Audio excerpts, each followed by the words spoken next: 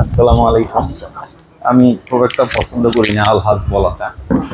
যাই হোক,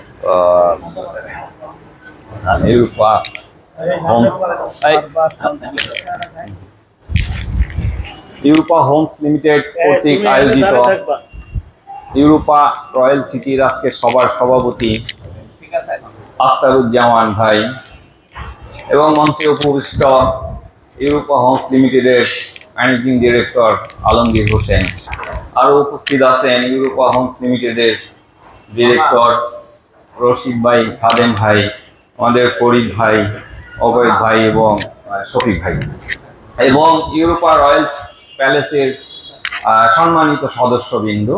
আসসালামু আলাইকুম ওয়া রাহমাতুল্লাহি ওয়া বারাকাতুহু। আগে যখন বিল্ডিং এর সমস্ত কাজ বন্ধ হয়ে গিয়েছিল, তখন এই পার্টের একটা ছাদ হয়েছে আর পিছন পার্টটা একদম মাটির নিচে ছিল। বৃষ্টি শুরু হওয়ার ঠিক আগ মুহূর্ত।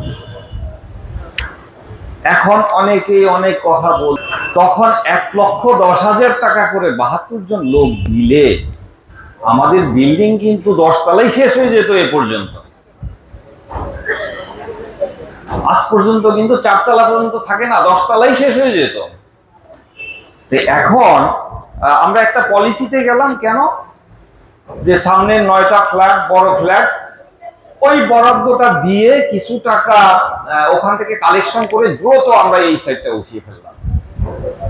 তারপরে সমগ্র বিল্ডিংটা একটা ছাদের নিচে দাঁড়ালো। আমরা যেখানে সবাই উপস্থিত হতে পারতেছি, এখন বসছি, আল্লাহর রহমত হয়েছে। তো এই অবস্থা তো আজও পর্যন্ত আমরা আসতে পারতাম না।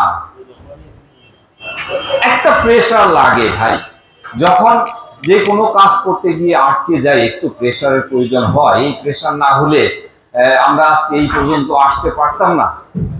আপনারা যে বলতেছেন 12 লক্ষ টাকা করে আমরা ধার্য করছি, কিভাবে দেব? আমার মাটির নিচে গেছে 9 লক্ষ টাকা গেছে, আমরা 8 লক্ষ টাকা ধরছি। আমি তখন বলছিলাম আমাদের ম্যানেজমেন্টে, এখানে 9 লক্ষ টাকা খরচ হয়েছে, 8 লক্ষ কেন ধরবো? কয় না, আমরা আরেকটা বিল্ডিং এ ধরছি, ওইভাবেই ধরে ফেলি। 9 লক্ষ টাকা আমাদের মাটির নিচে গেছে প্রতিজনের। 12 লাখ টাকার আর বাকি কত? 3 লাখ টাকা। এই 3 লাখ টাকা আমরা এত মাসে কেন দিতে পারলাম না? এক মাসে তো 1,10,000 দেওয়ার কথা। তাহলে 12 লাখ হইতে কয় টাকা লাগে? কয় মাস লাগে আমাদের? বেশি দিন লাগে? এখন একসাথে 6 লাখ বলেন কেন? 1 লাখ 6 লাখ বলি না তো। এই বিল্ডিং তো শুরু হয়েছে 2 বছর আগে। যদি 1 লাখ টাকা করে দিতাম, 2 বছর 24 লাখ টাকা দেওয়া হয়ে যেত এবং বিল্ডিং কাজ শেষ হয়ে যেত প্রায়। এখন যদি বলেন যে ওই প্রেশার না দিই, 6 লক্ষ টাকা না নেন, আবার এইভাবে ঢিলে হয়ে যাবে, কিছু করার থাকবে না, আবার আটকে যাবে বিল্ডিং। যেখানেই এরকমটা অবস্থা এসে দাঁড়ায় যে 50 জনে টাকা দিচ্ছে আর বাকি 22 জনে দিচ্ছে না। 22 জনের টাকা কিন্তু কম না। 50 জনের 50 লাখ, 22 জনের 22 লাখ, হ্যাঁ 42 জন দিচ্ছে। হ্যাঁ, তো এই টাকা কিন্তু কম না। এখন 50 লাখ টাকা উঠলো, আরো 25 লাখ টাকা উঠলো না। এই 25 লাখ টাকার কে দিবে? কভারেজ কে দিবে? ওখানে তো আটকে যাবে বিল্ডিং। কাজেই আমরা ওইটা ভাবা যাবে না 6 লাখ টাকা কোথা থেকে দিবে, দিতে সবাই পারবে। কিন্তু দেন নাই কেন এতদিন দেন নাই কেন? আজকে থেকে আমরা যে এই যে সামনের বরাদ্দটা দিছি, তাও তো অনেক 1 বছর হয়ে গেছে না? সামনের বরাদ্দ 9টা বরাদ্দ দিচ্ছি, লটারি হয়েছে 3 মাস, কিন্তু ঘোষণা হয়েছে 6 মাস। ঘোষণা হয়েছে 6 মাস।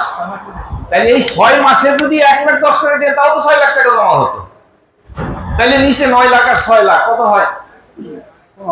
15 লাখ টাকা জমা হয় এক একজনের। তাহলে আমরা 12 লাখ টাকা দিতে কষ্ট বোধ কেন করতেছি? ইচ্ছে থাকলে 12 লাখ দিতে পারবো, ইচ্ছে থাকলে 18 লাখও দিতে পারবো। তো আপনারা যদি টাকা সবাই দেন প্রতি মাসে, আরেক ভাই বলছে যে আমরা যারা